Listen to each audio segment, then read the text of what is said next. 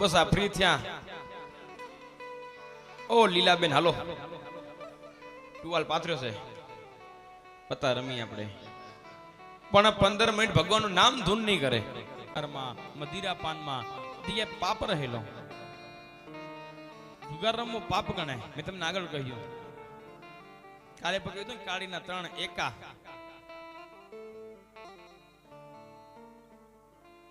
ઈ એકો મૂકો ને દ્વારિકાનો ટેકો લ્યો.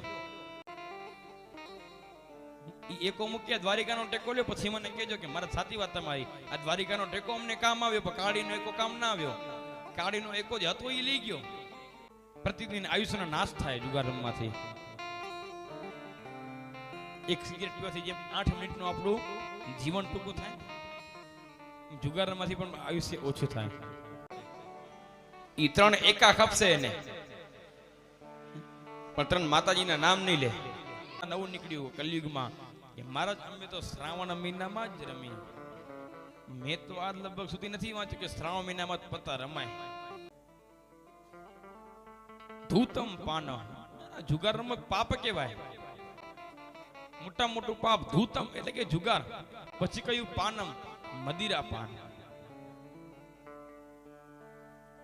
અત્યારની યુવા પેઢી મદિરા પાનમાં ખૂબ મહેનત કરે છે. ખૂબ મહેનત કરે મદિરા પાન માટે. આખો દિવસના 100 કમાશે પણ એ 100 મદિરા પાનમાં. એના હું પીસ તો પીસ. મદિરા પાન પીવો પણ ગુનો કેવો, ઈ પણ પાપ બતાવવામાં આવ્યું. આ કલયુગનું સ્થાન છે. આ કલયુગનું ઘર ધૂત પાનમ જુગાર અને મદિરા પાન.